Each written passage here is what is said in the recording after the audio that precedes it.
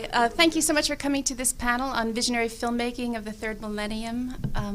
My name is Celeste Allegra Adams, and we have a great group of panelists. I'll introduce them in a bit, but I just want to start by saying that I just picked up a book on screenwriting that was written in the 90s, and the genres of filmmaking were listed as action-adventure, animation, biographical, black comedy, buddy pictures, children's films, comedy fantasy, comedy thriller, coming of age, crime drama, docudrama, documentary, erotica, family drama, love stories, horror, musical, period pieces, police stories, road movies, romantic comedy, science fantasy, science fiction, sitcom, sports, espionage, western, whodunit, and chick flicks. So what's happening now is that there's a large movement to create a new genre of filmmaking that's been called by various names depending on how you really want to focus it. It's been called conscious films, spiritual films, metaphysical films, new age films, transformational films. My preference personally is visionary filmmaking, and that's because I came from the art culture in New York. And I started working at an anthology of film archives when I was 14 in the library with experimental filmmakers who are actually experimenting with the medium of film itself. So for me personally, the art form is very important that it be played with and developed and be really taken out of the box. But for a lot of people, the message is the main focus. And there's probably a place for both types of films because some people who aren't part of this expo, who aren't really familiar with the kind of ideas that are talked about in this expo. Hi, Richard. Have a seat. Some people who haven't or aren't familiar with these ideas are really affected by strong message films. But if for those who are already familiar with these ideas, I think that they prefer the more subtle expressions of messages and prefer, more beauty and imagination in the craft itself. So there's probably a room for all types of filmmaking within this genre. So on this panel, there are a lot. The filmmakers are each dealing with a different theme that's common to visionary filmmaking. Jsu Garcia's film, for instance, he deals with the theme of a quest for wisdom and the pursuit of one's true destiny. That's sort of I see that as the main theme for his film. And Celestine Prophecy and Peaceful Warriors also fit into that category. Accessing the meaning and nature of existence is the theme for What the Bleep, and John Raatz is, I think he's involved with Eckhart Tolle's The Power of Now. Saving the planet from evil is a theme that Tolkien, the trilogy of the Ring, explored. And saving the planet from environmental disaster is a theme that Al Gore explored in Inconvenient Truth.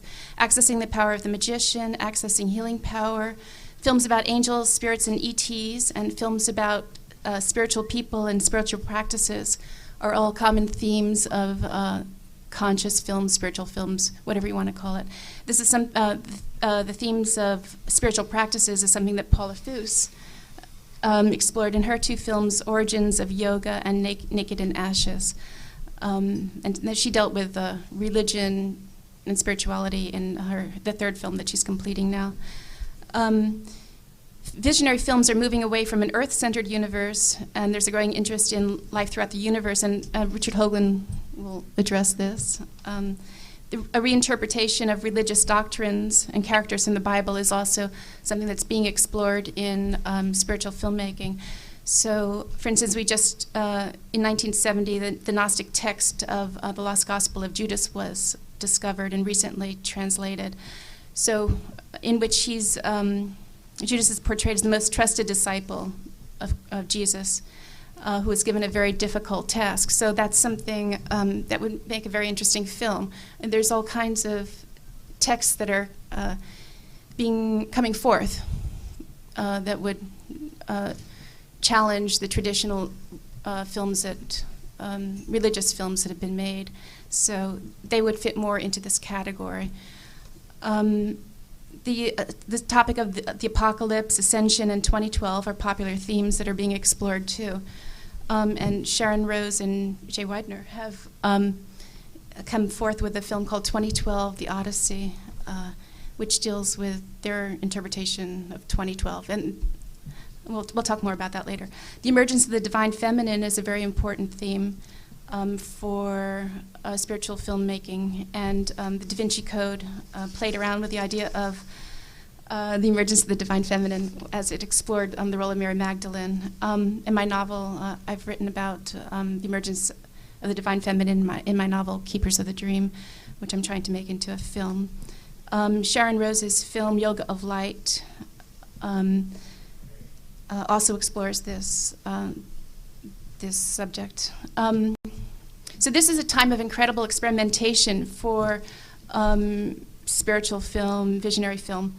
And I think that we need to really break out of the box in all areas of this kind of filmmaking.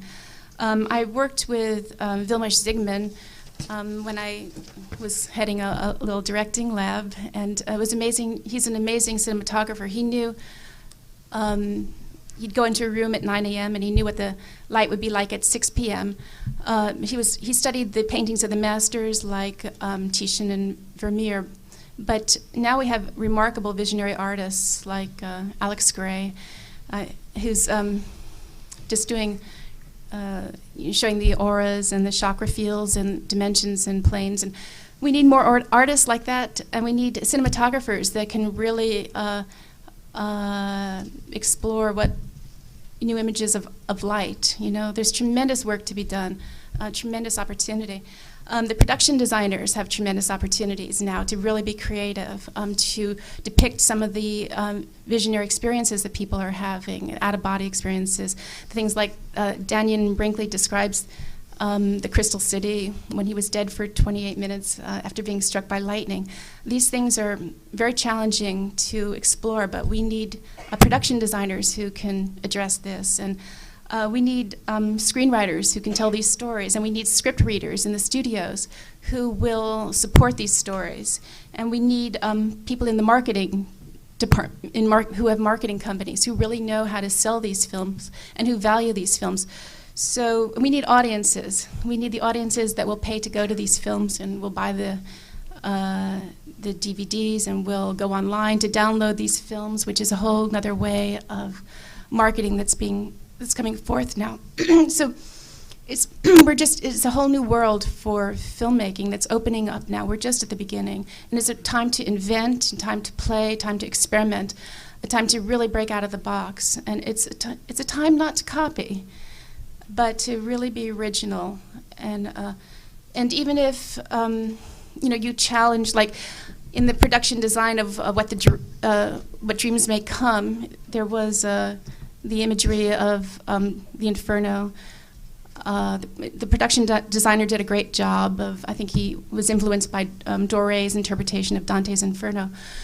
But even if you don't agree with the exact interpretation, I think it's just incredible to see what people are coming up with. Like in Mel Gibson's Apocalypto, the depiction of just bringing those pyramids to life with people, you know, it's very violent. You see all the hearts being ripped out and all the heads rolling down the steps of the pyramid. But I just thought it was amazing to watch. It doesn't, whether or not you agree exactly with the interpretations, it's amazing to see that stuff come alive, and the work that people are putting into really bringing forth new ideas.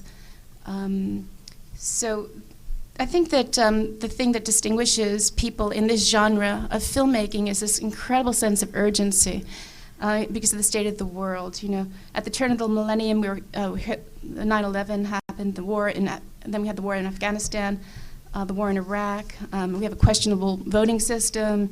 We have the threat of environmental disaster brought on by climate change. We have big business corruption. I mean, there's just so much happening. And so I think filmmakers in this genre just are really determined to shift things. It's a huge movement, and it's a wonderful movement to be part of. So with that, I'd like to start. I'm going to talk to each one of the panelists individually, and then I want to save time for questions. So I know we don't have all that much time, but I'd like to start with you, Paula. Paula Fouce is replacing Tom Quinn, who's not on the panel today. Paula was kind enough to come. She just arrived from Argentina at midnight last night, so she was kind enough to be on the panel. Paula's a remarkable director and producer. She wrote and directed and produced Origins of Yoga, which played 10 a.m. yesterday. It was a great film. It's on yoga and the yogis of India. And she also directed and produced the documentary feature film Naked in Ashes about the Siddhas of India. And currently she's completing By Many Names, which is a documentary on religious tolerance with the 14th Dalai Lama, amongst many other people. Paula is a filmmaker who really merges incredible artistry and beauty in her images with a message. Her films are stunning visually. And she could actually not even have any words to her movies because the visuals are so extraordinary. So can you tell me about that process of capturing such amazing visuals? Well, if we didn't have any words, the writers would kill us. So we have to. It's always a balance, though, between not saying too much and saying enough. I think when you're filmmaking, at least with documentary films, which are a very different process from creating something nonfiction, you have to be careful not to lecture, not to preach to the audience. And particularly with our type of subject matter, spiritual cinema, we are trying to capture and communicate about God or the divine. So the essence of God, how do you bring that down to film? It's a very difficult genre in that sense, but as Celeste was saying, I think something that's so needed in the world today. And it's very fulfilling when you create a film and then the audience comes up to you and says how deeply touched they've been by the way you've represented the divine in your piece, in your film. So we're now completing our third one, and on India, on religious tolerance. The leaders of 8 religions are in the film, all talking about why throughout the ages do people kill in the name of God.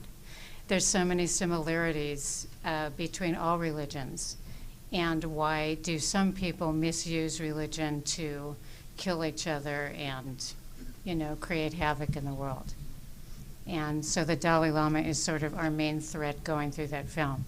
But it's been a very long struggle to complete it. The imagery is really beautiful because, as Celeste was saying, shooting in a place like India, it's so colorful and it's so incredible looking. It would be hard not to have beautiful imagery. Oh, that's very modest. Well, we have very talented cinematographers. And I don't know how many people have seen the film Naked in Ashes is, I just highly recommend it. It's about the sadhus of India. Can you tell me how you located them? Well, why don't you explain what they are, how you located them, and why they agreed to be filmed, and if others did not agree to be filmed? The lead yogi in Naked in Ashes is Shivraj Giri, and he really wanted their path and their quest to get out to the Western world, because they feel that perhaps in the United States, yoga is known more as an exercise regime, and it's lost its real meaning, or it's often taught, just a part of yoga is taught hatha yoga, when in fact yoga means union between God and your soul.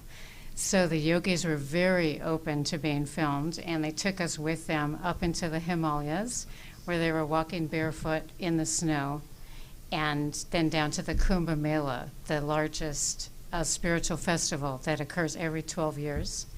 And the prior year, there was another film that played theatrically throughout the United States called Shortcut to Nirvana, and that was about a larger Kumbh Mela. another one of the great festivals. But the yogis were incredibly open to us and very, very happy to share their path. They saw us as souls. They saw us as spirit. We're very non-judgmental. So it was a great experience to be with them and travel with them. Are you making a distinction between the yogis and the sadhus? No distinction. Okay. Yeah. The sadhus in your film, one of them was holding his arm up, I don't know for how many years? That particular one, I think there were a few in there doing that. That particular one, maybe 6 years so far. They'll do it for 12 years. They'll do, this tapasya or practice to overcome the identification with the physical body.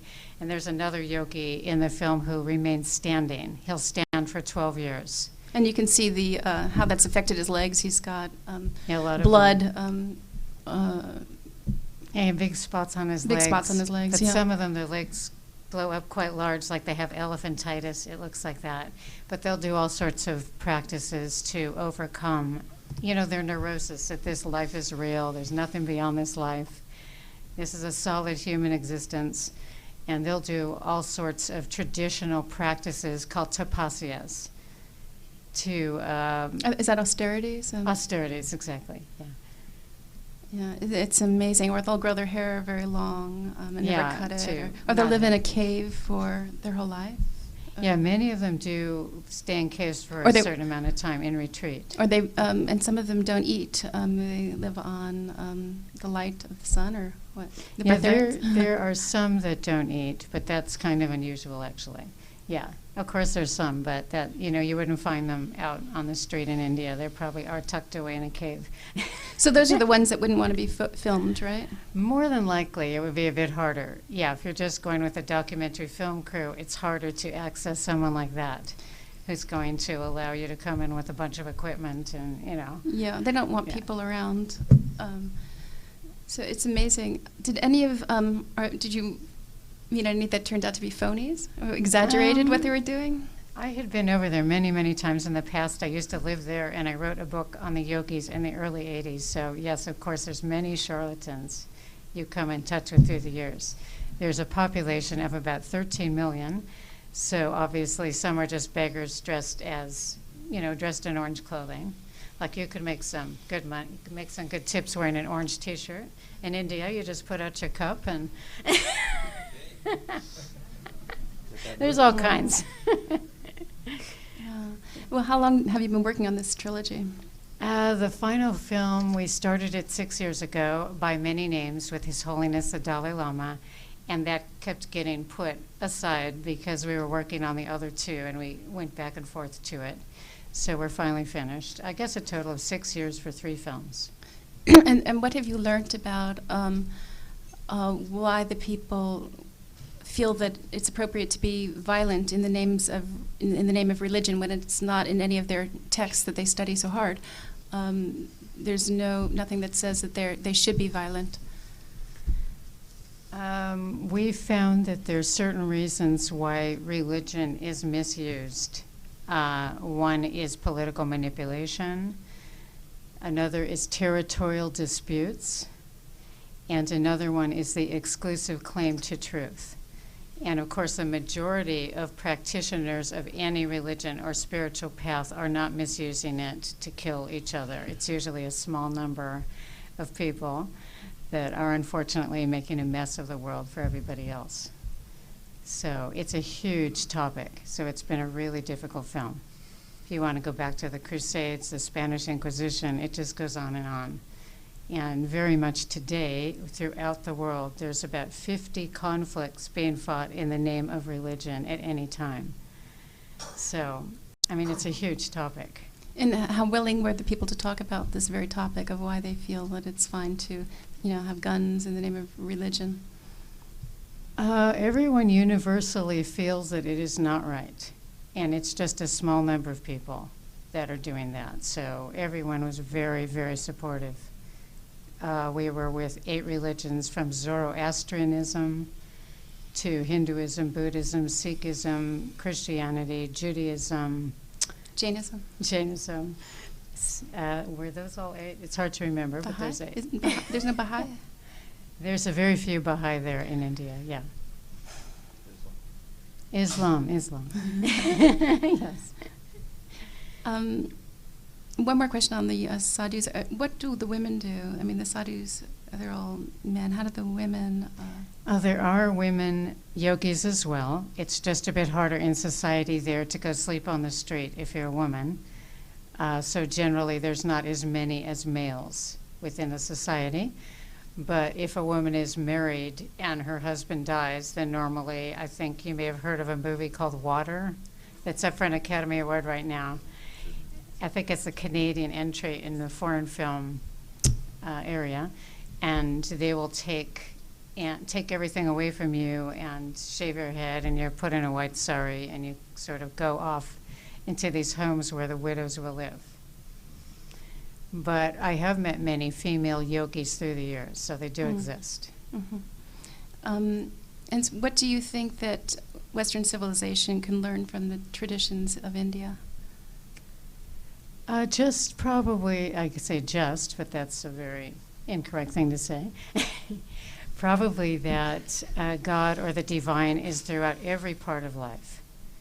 It's not something that you go to church for an hour on Sunday. You know, the honoring God or worshiping God in India is just so strong and runs throughout every current of the culture.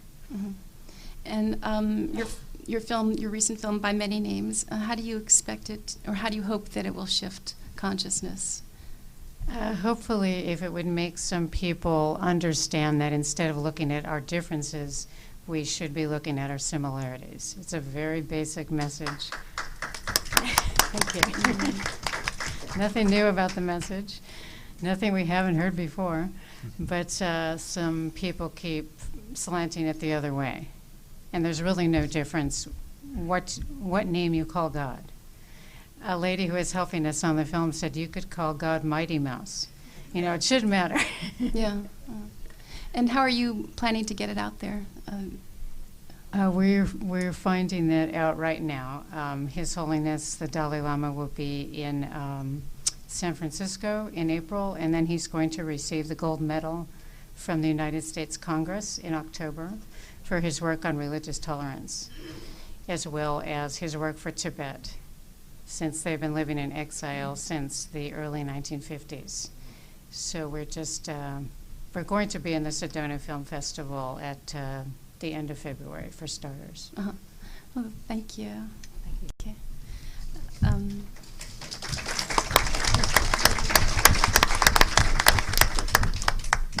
So this is Sharron Rose, and she's the writer and director of 2012, The Odyssey, and she's a filmmaker, teacher, writer, Fulbright senior research scholar in world mythology, religion, and the sacred arts of dance, music, and theater.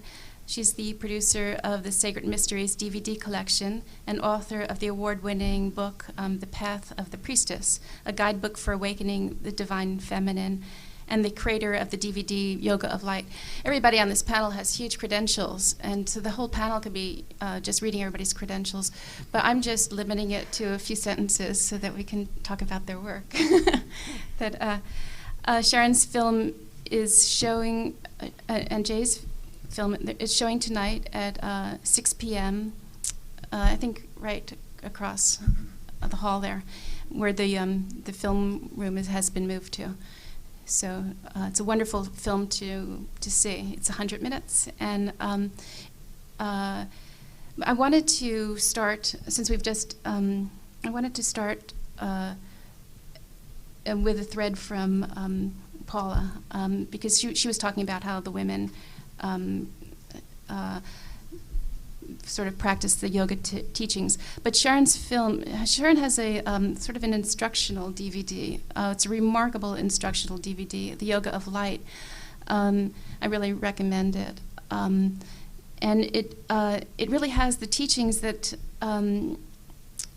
have not been presented.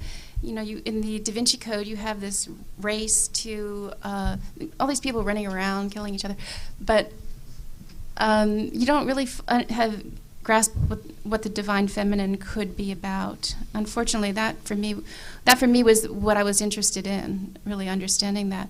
And that's exactly what's left out of the film. And this is something that Sharron deals with in her DVD, The Yoga of Light. So maybe you could say something about how you see the divine feminine in women.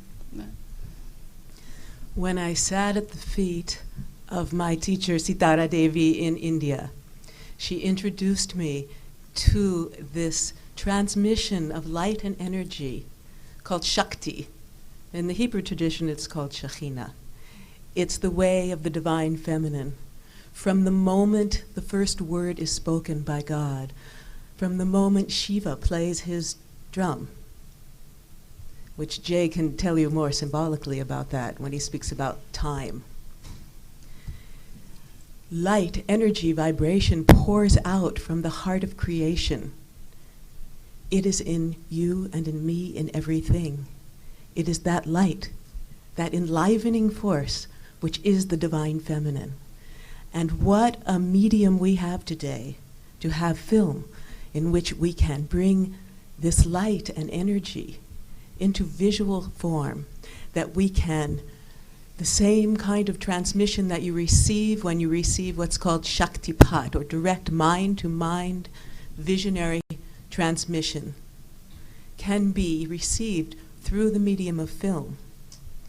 And the grace and the beauty and the power of the feminine, which is in very strong contrast to what we are perceiving now in the world during this time, which is called the Kali Yuga, or the Age of Iron. There are teachings that have gone throughout all of these ages, from the Golden Age to the Silver Age to the Bronze Age to now the Iron Age, like a thread of light. And there have been people who have been called the keepers of the light throughout every tradition. It is a time where the people, like the people on this panel, have the opportunity to work with this amazing energy of the divine feminine in the exploring the psychic, energetic, emotional landscape of society in a way that is positive and invigorating and illuminating. Thank you. And why is it left out of these big films? Or what's going on that the very understanding of what the divine feminine, why isn't it included? Why are so many people excited about the Da Vinci Code when, you know, the essence of what the divine feminine is not included? Well, as Jay just said, they're made by men, but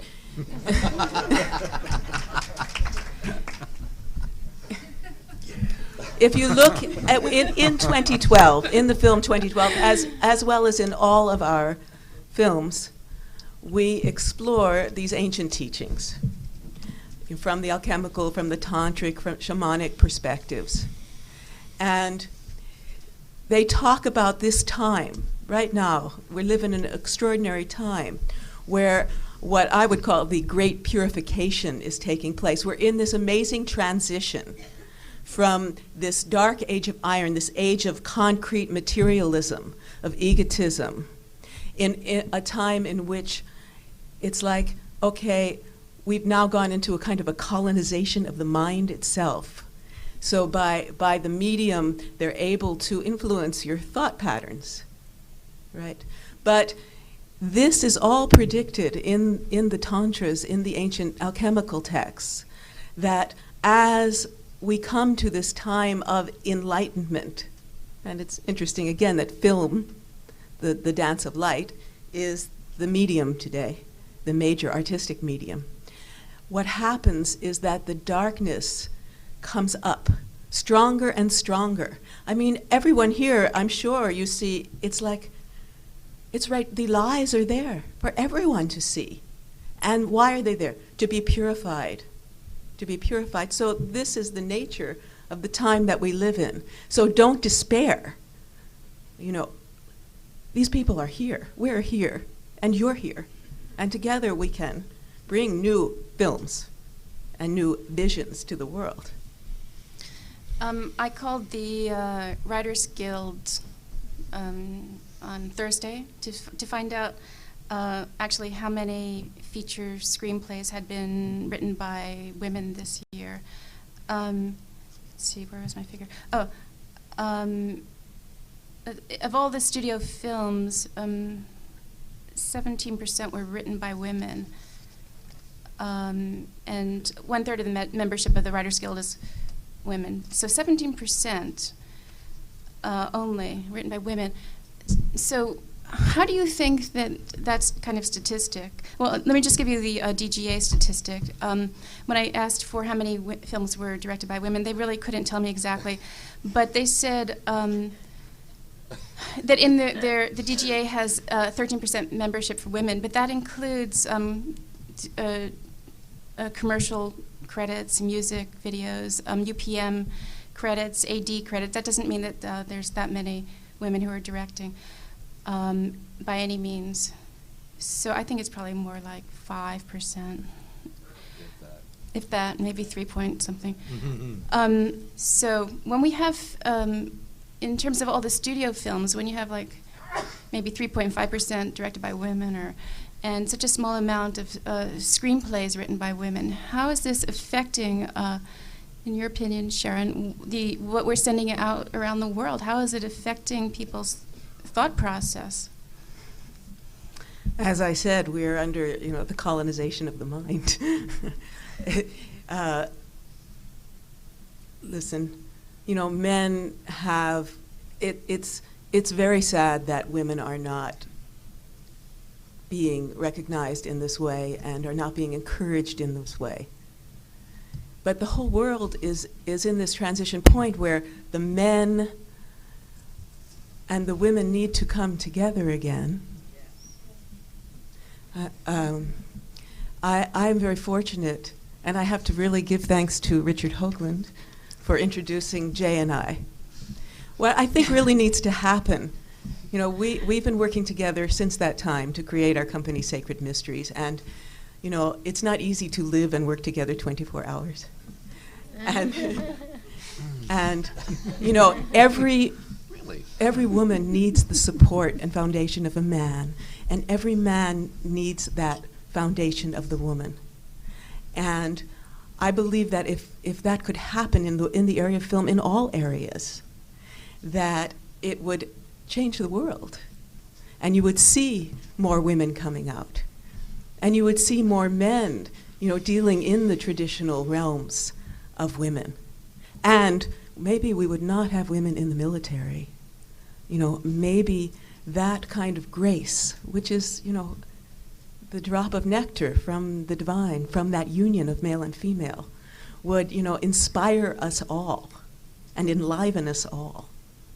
So my prayer is that this kind of change can happen, and it's what we discuss with the experts and scholars that we interviewed for 2012. This great transformation, this great sacred marriage that is approaching. We just have to, the energy is here for us. We just have to ride on it. This transition into the galactic consciousness. Should I hold off on 2012? Whatever you want. Deep symbolism. Well, maybe you can touch on, can you explain how you see the emergence of the divine feminine and how that connects to the galactic alignment of 2012? In our film, John Major Jenkins speaks about, and so does Jeff Stray, speak about the galactic alignment as this lining up of the central channel of the body. As above, so below. We are a mirror of the universe. And what happens on December 21st, 2012, at 11:11, is that the central channel of the galaxy, the Sushumna, the central pillar of the tree of life, the Jed pillar, it comes into alignment. So the sun, we'll start with Malkut, the base chakra. The Malkut is a Kabbalistic word, kingdom, the realm of the Shekhinah. So the earth itself comes into alignment with the heart. Our grounding comes into alignment with the heart, Tiferet, the heart chakra. And then that also, and that's the sun itself. And also in the Isis-Osiris myth, it would be, Mary, it's Isis or Mary, representing actually the source, the center of the galaxy, which is lining up, the womb of Isis on this date. The womb of Isis, dot, in the Kabbalistic tradition, which is the third eye, the visionary eye, the eye of Gnosis that sees in dreams. All these will be aligned. And the Kundalini energy, William Henry was just speaking to us about this serpent rope that he sees in all of these ancient, the symbology, which really is the language of the divine feminine, the language of symbol, because it has, one symbol has many meanings. So in 2012, at that moment, the central pillar will be aligned, and we will be, so the third eye, the heart, and the base will all come into alignment, and we will have this opportunity, if we take it, to connect with, move from this level of consciousness, this Kali Yuga, Iron Age, materialistic consciousness, into galactic consciousness as the waves of energy pour out from the heart of Isis, the divine source, and spread throughout the galaxy, affecting the sun, the moon, and us. If we can ride on those beautiful waves, we have, again, the opportunity to transform the world. It's there in all the ancient traditions going back to the perennial or primordial tradition itself, this moment, this great moment of awakening, this moment of the end of time, in which, I guess you've all noticed that time seems to be speeding up. Well, I like to think that as we approach the end of time, and if you think also the end of time could be the end of death, that moment of death. So as we approach the end of time, time speeds up until there is no time, only that moment of enlightenment, that moment where the divine feminine and the divine masculine come once again into union. Thank you.